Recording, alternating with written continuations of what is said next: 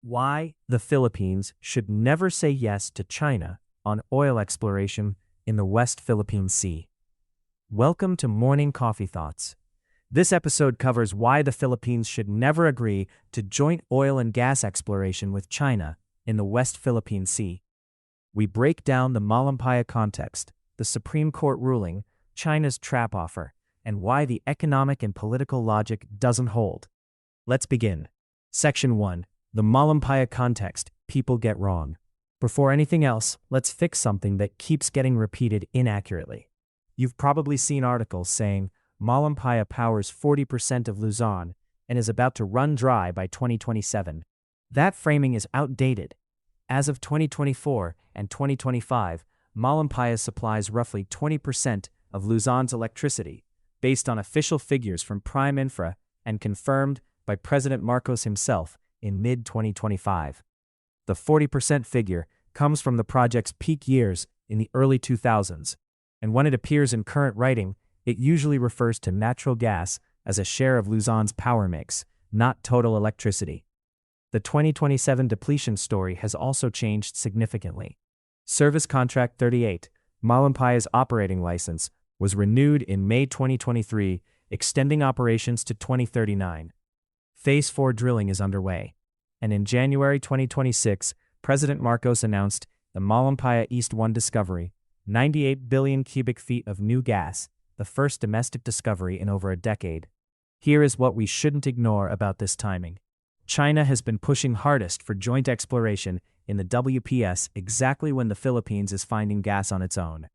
The pressure increases as our need for Beijing decreases. Malampaya has generated over $13.9 billion in government revenues since it started operating.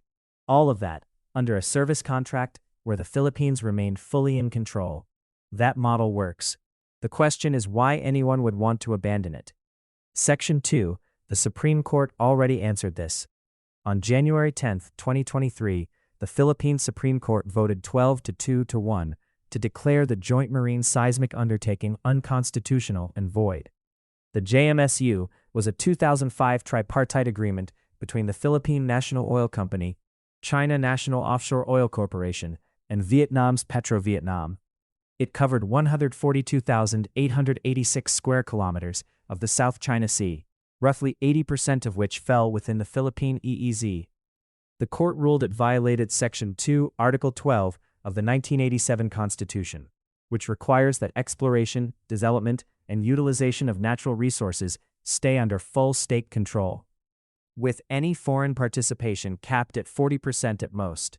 The SC specifically rejected the argument that seismic surveying is just pre-exploration and therefore exempt from constitutional restrictions.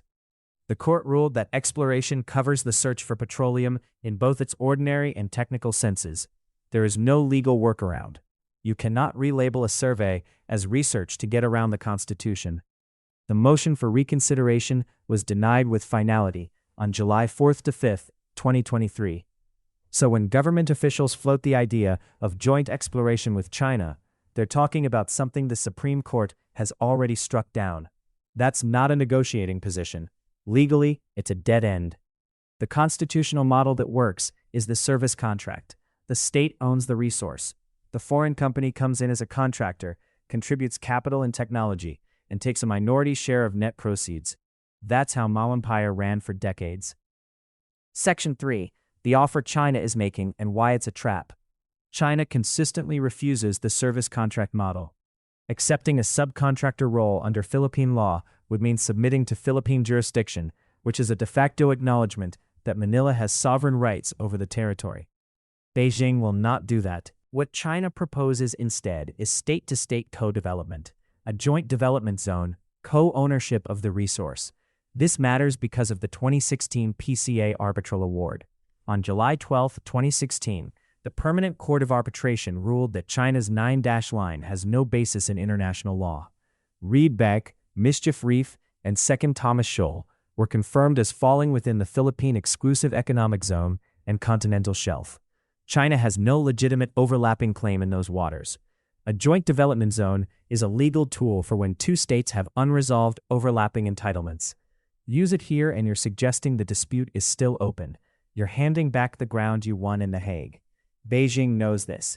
The demand for co-ownership is not about energy development. It's about getting Manila to sign a document that functionally resurrects a legal claim that was already buried. The coercion pattern is deliberate. Throughout 2024, 2025, and into 2026, Chinese Coast Guard vessels and the People's Armed Forces Maritime Militia have used water cannons, military-grade lasers, acoustic weapons, and blocking maneuvers against Philippine vessels near the Second Thomas Shoal, Scarborough Shoal, and Reed Bank. In early 2026, the Chinese embassy publicly demanded that the Philippines seek Chinese approval before conducting any oil and gas activities within its own 200 nautical mile EEZ. Seeking that approval means acknowledging Chinese sovereignty. The harassment makes independent exploration physically dangerous and commercially uninsurable, driving away the international energy majors that would otherwise partner with us under a standard service contract. Once Manila is isolated and undercapitalized, Beijing steps in as the only option. Accepting the offer at that point doesn't end the pressure. 1. What CNOOC does in the places it operates.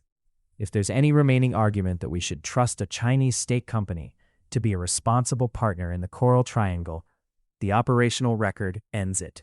In 2011, CNOOC was part of a joint venture operating the Penglai 19-3 oil field in Bohai Bay, northeastern China. The platform catastrophically failed. An estimated 6,200 square kilometers of water were contaminated.